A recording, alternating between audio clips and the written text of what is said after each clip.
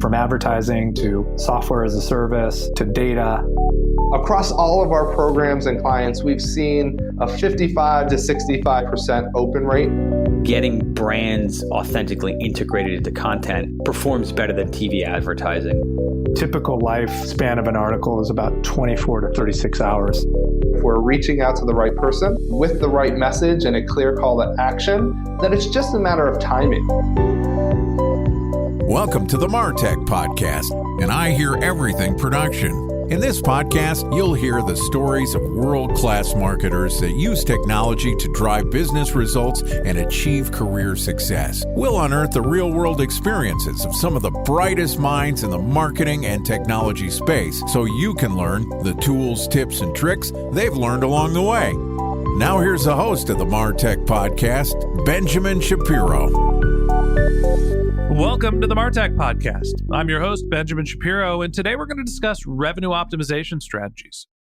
Joining us is Ann Murlowski, who is the VP of Marketing at Terminus, which helps businesses unlock revenue potential by engaging ready-to-buy prospects and customers with precision.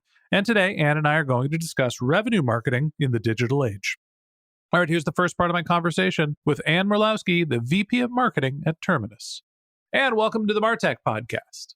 Well, thank you so much for having me. Excited to have you here. Excited to talk to a fellow podcast host. You're the podcast host of the Sassy podcast, SaaS, SaaSy.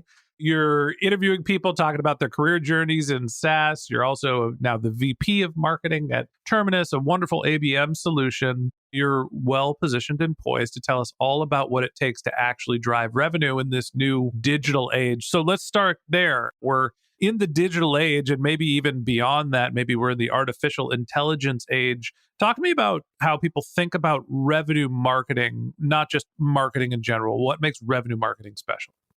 I think it's where we're really focusing now on how is marketing not just a cost center, but a revenue generating portion of the business. You know, we've gone through this last year where there's been this heavy focus on efficiency in every business of how can we do more with less. So it really forces that revenue marketing mindset to come to the forefront. Not to say that brand building and corporate marketing and brand awareness isn't important. It's a very important portion of revenue marketing, but it's a space where how do we connect the dots as marketers to be able to properly explain how does a brand awareness campaign tie into revenue at the end of the day?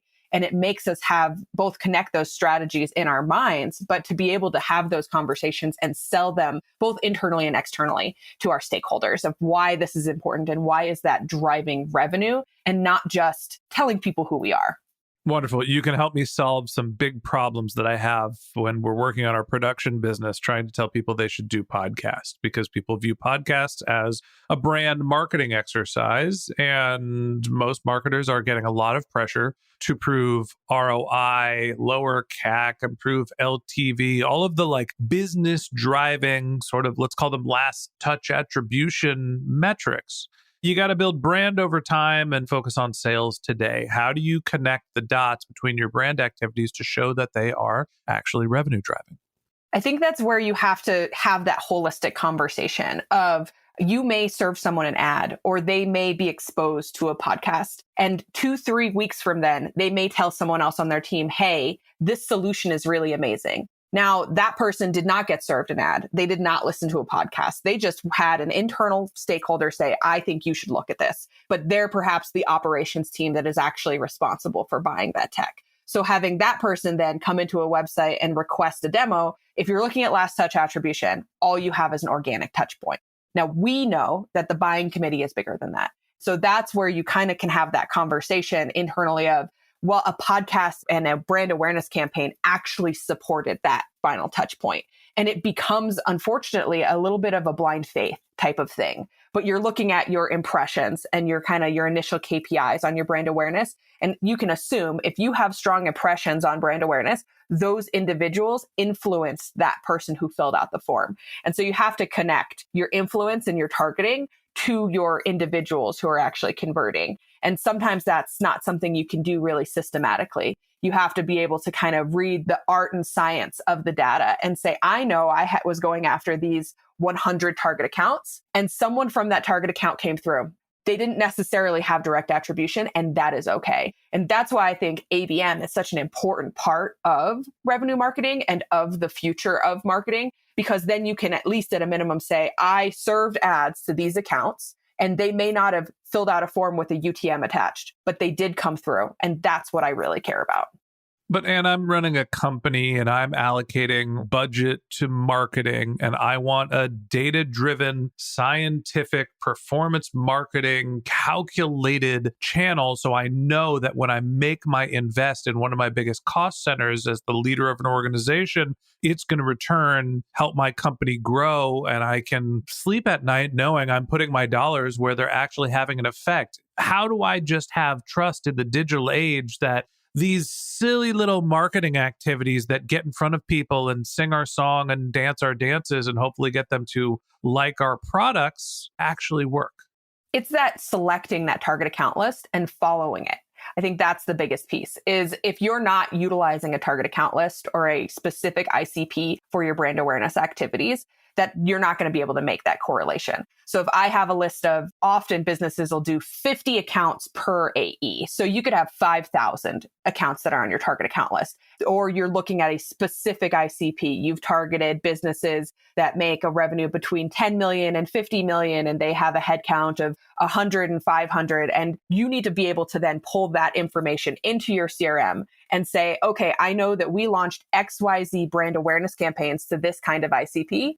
I see those same ICP coming through as organic or direct. And that's how you make the correlation. Is it takes a little bit more to pull those pieces of information together.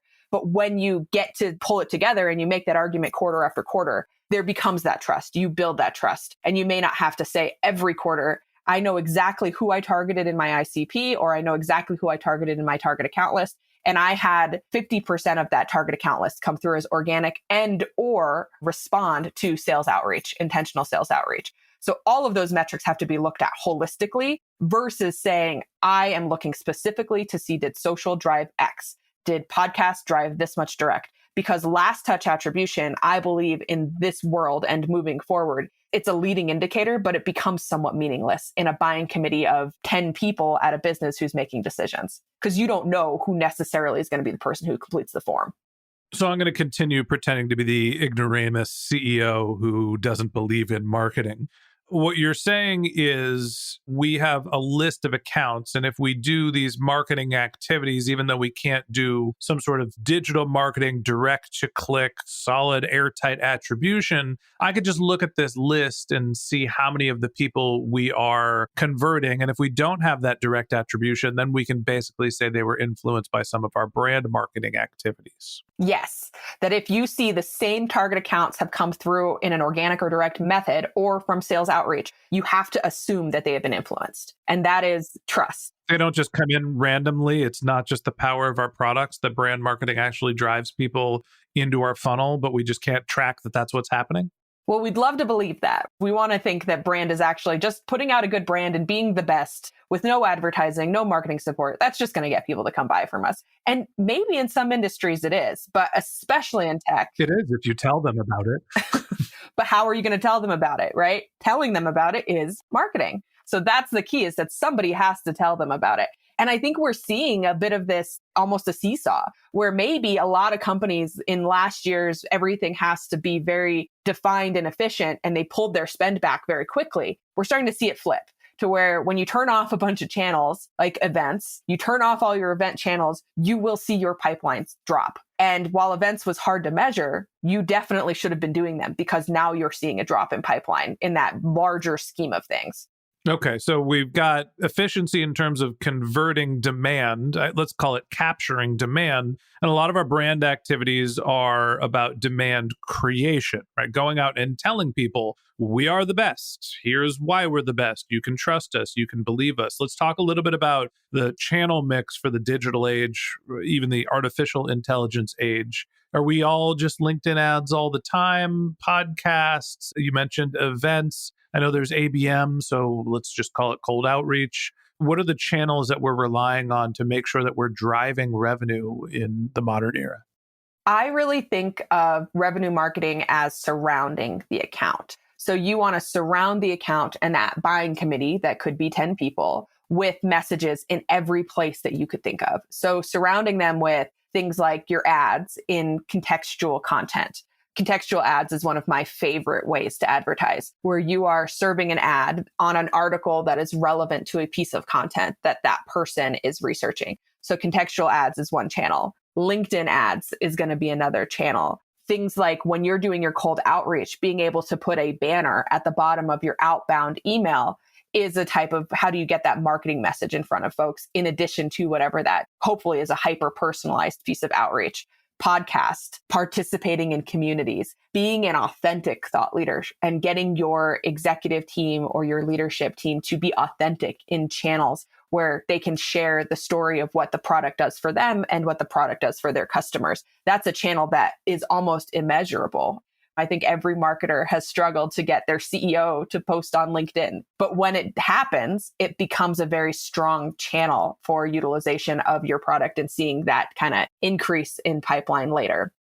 I want to double click into the influencer and content channels. In the B2C space, we see a lot of influencers. Somebody holds up the product and says, I love this. I use it myself. And that drives sales. It gives credibility. It's a proof point. It's someone who you trust to believe.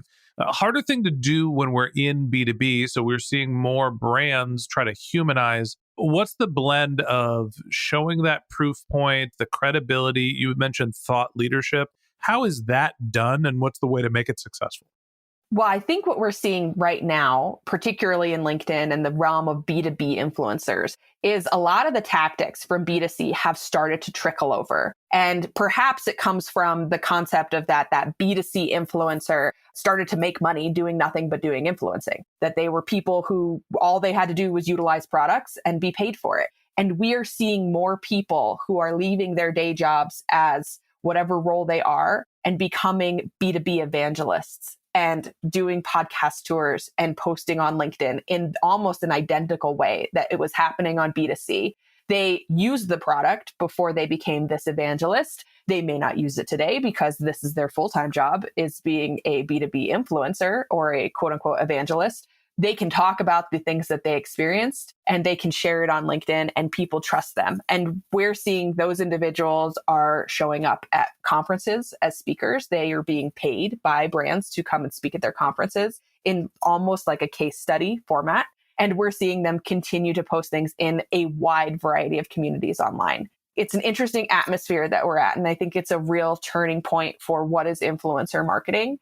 At the end of the day, we are all people, whether we are making decisions for a business or making decisions about what products we want to bring into our home. And we are naturally drawn to trust people and like people. And when people are more trustable and more likable, they become those thought leaders. I don't think you can just jump and become a B2B influencer. You have to have some of that credibility built before you just say, hey, I'm going to leave my day job and go and become a go-to-market evangelist for 5 brands. For what it's worth, I just jumped and I started the Martech podcast, and you have to have some sort of network. It grows over time, but go on. I agree. That's it. You have to have that network. I think that's the thing that's become a really interesting space, and we're seeing it evolve in real time. And we will see in the next 3 to 5 years a complete revolution of how influencer marketing is done in a B2B space that is going to have to be different from how it's done in a B2C space. Right now, I think it's virtually the same tactics. Last question I have for you. There's a couple things rattling around in my head, and I need you to help me organize the blocks. We're getting, as marketers, downward pressure from CEO to do a better job with attribution and understand the performance and allocate our spend in the right places. We're seeing that we need to humanize our brand, and there's more of a focus on brand marketing because we tightened the purse strings so much last year, focusing on profitability and making sure we were doing our revenue marketing. And yet we're seeing this rise of alternative content channels. People are less responsive to advertising. How do you make sense of I need to do things that I can't track? I need to work with people or create my own content to get the brand out there to be human, but the business wants me to track and calculate everything and make sure that I can have accurate accounting for every dollar spent. Rationalize that for me.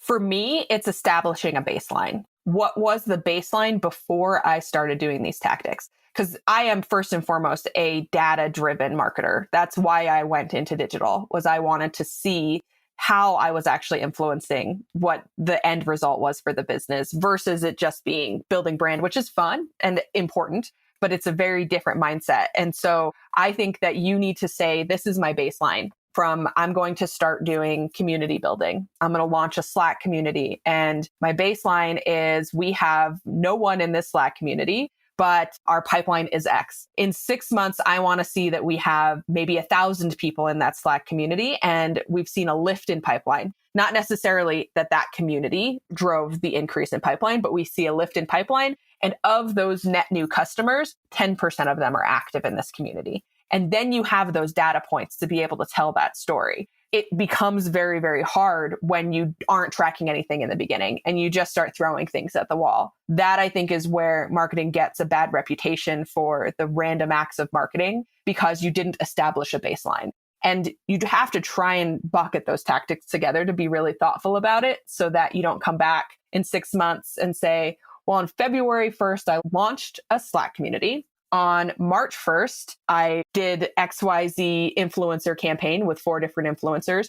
You're going to say for Q1, all of these tactics are bucketed together. You don't want to try and pick a definitive point in time and say, I launched these things in tandem and now I have pipeline. Look, it's magic.